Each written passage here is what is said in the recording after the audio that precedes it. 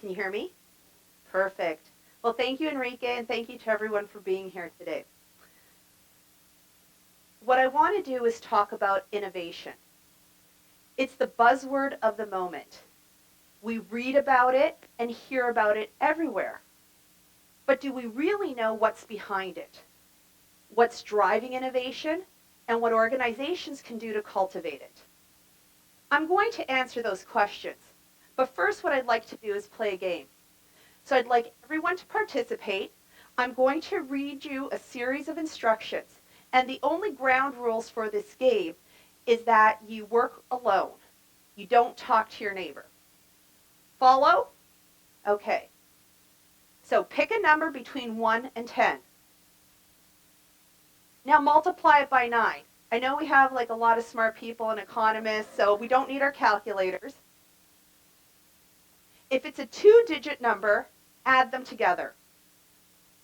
Got it? Now subtract 5. Now convert that number into a letter of the alphabet. For instance, if you have a 1, it's an A, 2 is a B, etc., etc. Now think of a country that begins with this letter.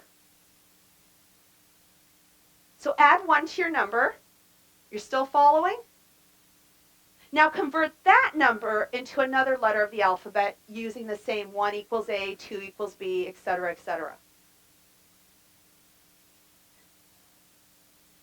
Now think of an animal which begins with that letter. Got it? What color's your animal?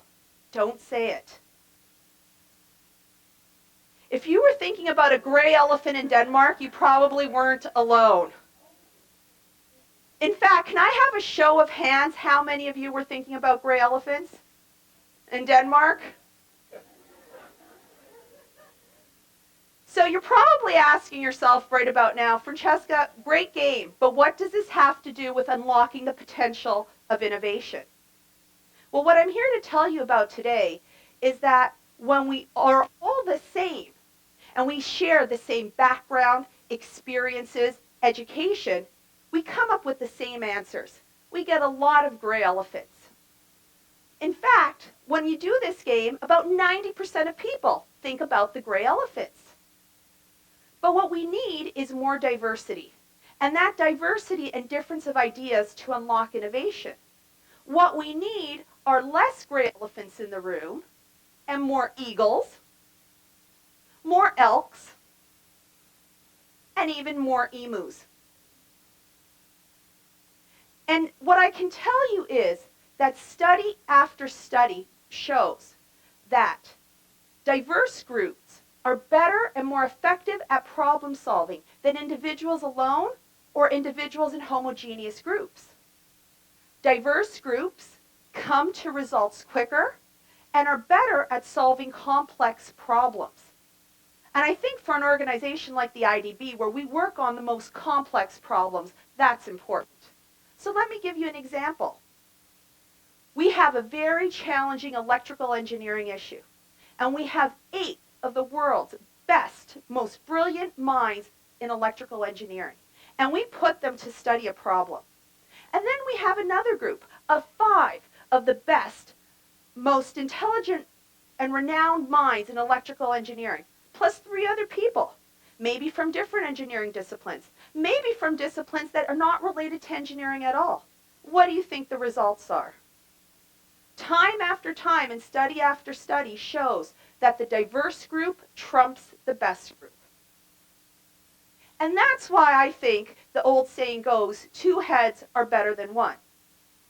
But if you would allow me to innovate, I would say that more than 2 heads and more than 2 diverse heads are even better than 1. And why is that? Well, when we're surrounded by sameness, we're more comfortable.